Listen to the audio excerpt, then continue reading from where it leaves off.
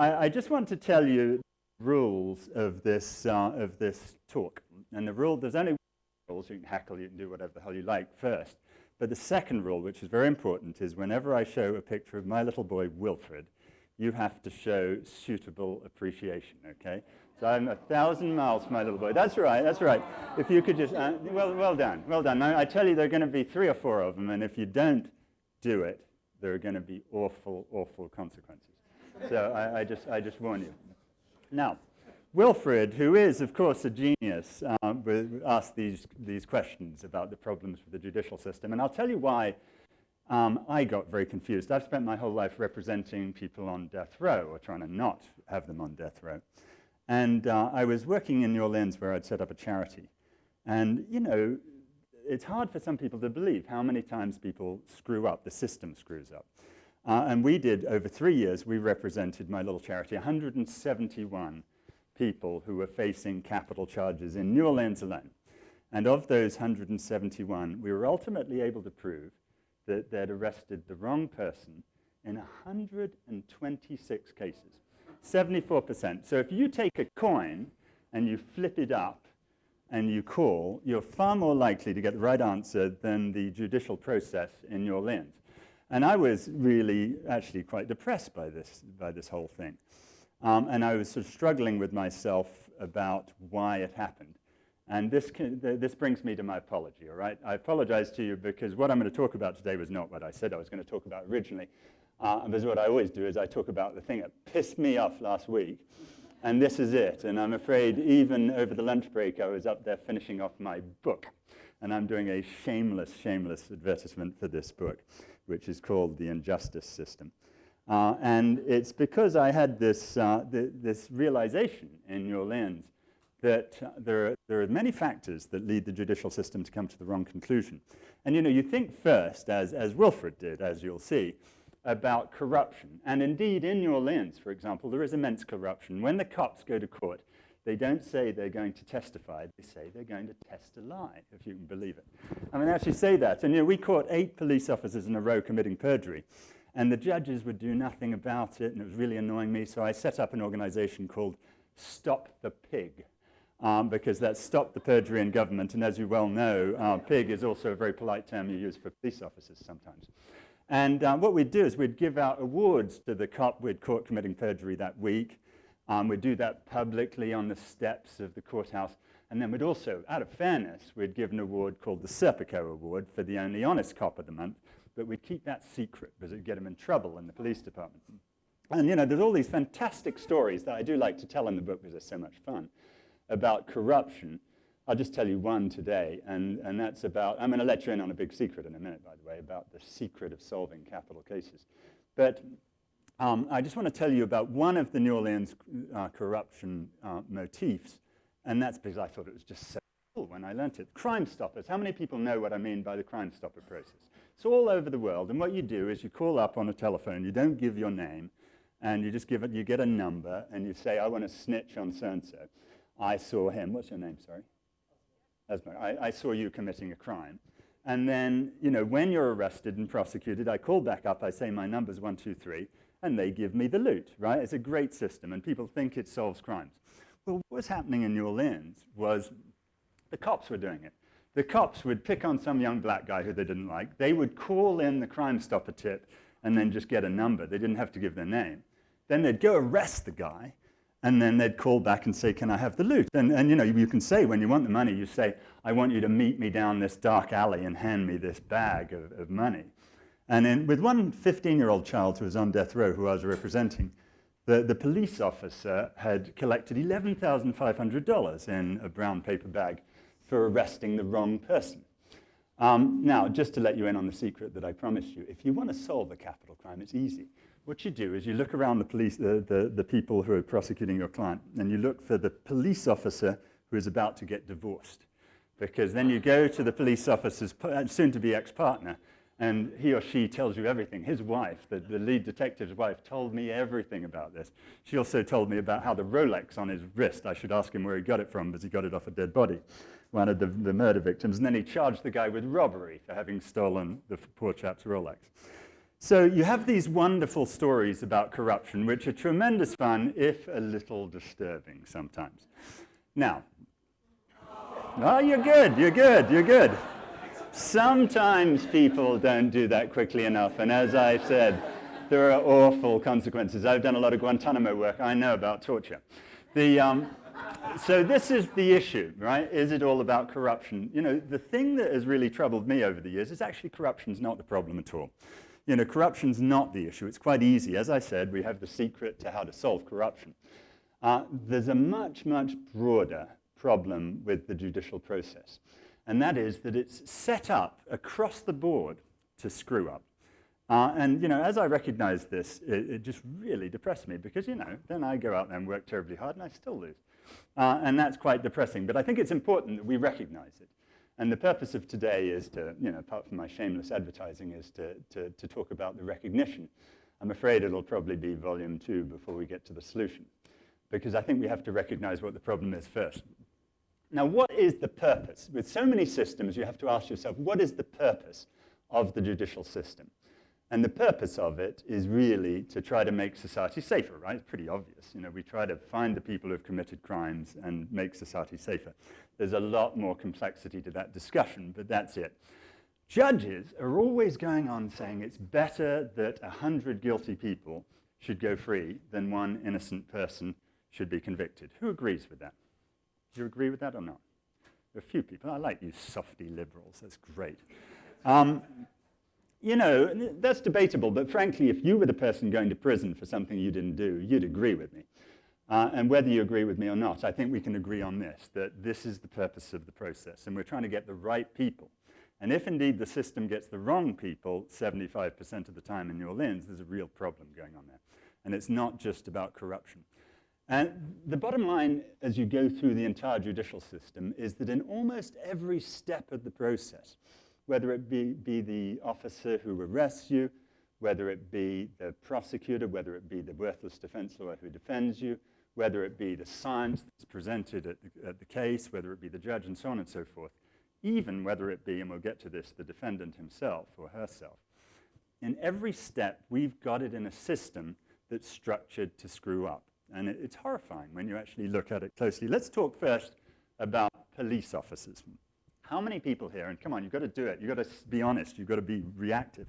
How many of you want to be police officers? Good Lord. You see, that's what I like about you lot. You really are a bunch of commie pinko liberals, aren't you? And yeah, you want to be. All right, so there's one person in the audience. The rest of you don't. Would anyone mind me do you mind me telling me why you don't want to be a police officer? Why? Because you're what? You're afraid of it. Okay, so you're a bit of a wimp like me. There's a whole host of reasons why you don't want to be a cop. I should tell you, I've been held up at gunpoint 7 times. I've got a great system for stopping, you know, the whole thing. I tell them, look, I'm a defense lawyer. Why don't you mug an effing prosecutor? You're going to need me one day. And it works. You should try that. It didn't work the first time, I'll tell you. Anyway, the bottom line of it is that most people don't want to be police officers if they mistrust the system. They think the system might make mistakes. If they think that, you know, they don't want that much power, and so on and so forth. Of course, you folk would make great police if you want to get to the right result, because what you want as a police officer is someone who's skeptical, right? Someone who questions whether they actually got it right. Unfortunately, and we find this out a lot because I sue cops all the time, and it's great fun, and you get to see their psychological records. Unfortunately, people who do want to be police officers and pass the psychological test to do it tend to, and this is not coming from me, this is coming from reputable people, tend to be conservative, suspicious, cynical, and authoritarian. That is not a psychological profile of someone that you want to have the power that's putting people into prison, is it? And as a result of that, you get what I refer to unkindly as the Supercop syndrome. I had a couple of Metropolitan police officers come to my house the other day. Not what you're thinking. They were not coming to get me. They were actually doing some really great work about the torture investigation in Britain, and I was so proud that they brought all of the same prejudices onto something that I really wanted them to be prejudicial about. But I asked them, and I said, look to these two guys, they've spent 54 years as officers. How many times in 54 years do you think you got the wrong person? Didn't pause for breath. They said, never. Well, that's fantastic, isn't it? I mean, I really wish that I had that sort of omniscience. Wilf does, by the way, just in case you're wondering. So that's one problem. The second is this, and I'm really glad that John's going to write a book about this, so I don't really have to go into it in great depth. But science in the courtroom, again, is quintessentially set up to screw up. Let's just take this, forensic hair analysis. Now, to do forensic hair analysis, you take two hairs in a binary microscope, and you look at them both, and you say, do I think that looks like a match? And I've done it only a couple of times in my life, although I should say I've testified as an expert in a death penalty case on the subject, which just goes to show how little expertise one needs. But every time I pull two hairs out of my head, they're both white, which is really depressing. But, you know, there have been thousands and thousands of people sent to prison on the basis of forensic hair analysis, and yet it's not a science at all. There is no possible use for that except to put people in prison, right? It's got no scientific value except to put people in prison. I mean, can you think of one? Can you think of a reason why you'd want to spend your life looking down a microscope at two hairs? Of course not. As a result, and I have a past life as a scientist myself, you know, in the whole process of forensic hair analysis, I had a capital case where they say the odds of getting it wrong are 1 in 3,500. If we match your two hairs, the chances you're innocent is 1 in 3,500. If you recompute them properly, actually the statistics it comes out at 1 in 2. And we had this guy who was on death row based solely on a hair that was found on the bed of the victim that the expert said was his pubic hair, so he clearly raped and murdered her. Ultimately, 8 years on death row later, when we had mitochondrial DNA and we tested it with that, not only was it not his hair, it was the victim's hair on her own bed, so it meant absolutely nothing. This is the sort of drivel that comes into a courtroom because the system's structured to have forensic science, which is not science at all. How many people here favor the death penalty? How many people are against it? Good Lord, you are not representative of the United States that I know and love. You know, none of you could be on a jury in the United States. And you liberal softy types are actually the ones who are going to give the benefit of the doubt to people. But when you're picking a jury in America, if you come up and say, oh, I don't like the death penalty, you can't be on the jury. Again, a structural process that makes it sure that we're going to get the wrong answer. This chap I've represented 19 years and still haven't got him out of prison. The innocent defendant, a useless individual, right? Knows nothing about the crime, wants to go to trial tomorrow because how can they say I'm guilty beyond a reasonable doubt when I know I didn't do it? So they're incredibly hopeless clients. I can't stand innocent clients. Whereas the guilty guy can tell you everything and really helps you with the case. The system simply doesn't take account of the fact that innocent people are worthless clients. And that's one reason why poor old Chris is still in prison. See, this is the one where he looks a bit like Princess Diana, isn't it? He's looking at me reprovingly, saying, oh, come on, Daddy, we've heard all this rubbish before. So, you know, the question is, you know, are there terribly smart, wonderful judges who are going to sort this process out? Let me share you something. I have been threatened with contempt of court a few times in my life. Actually, I plead guilty. I'm just going to tell you about 3 cases that were decided over a 7-year period that give you a little illustration of how the appellate process is structured to screw up too. Murray versus Giarratano. Supreme Court of the United States said that if you're on death row and you're juvenile and you're mentally ill and you're locked in a cell all day, you have no right to a lawyer. You have to represent yourself under the US Constitution. Now, how many people think that's smart and sensible?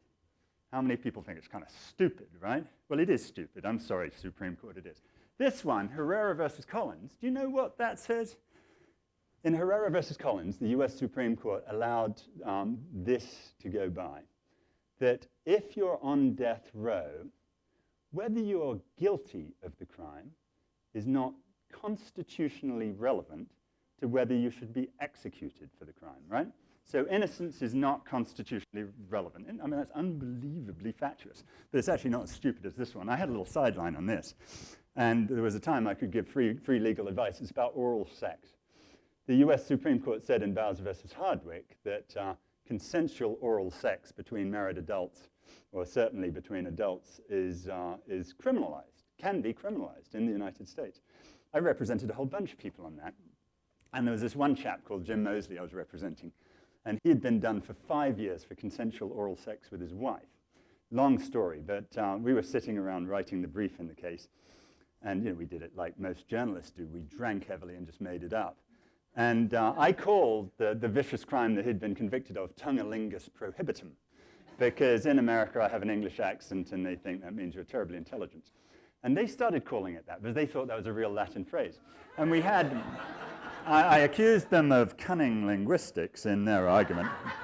And we had a long thing under the Eighth Amendment about how when you look at proportionality, interestingly enough, if you take under Georgia law, bestiality, necrophilia, and public indecency and run them consecutive, you get more time in prison for consensual oral sex with your spouse than you do if you do it with a dead horse out in the middle of the courthouse square.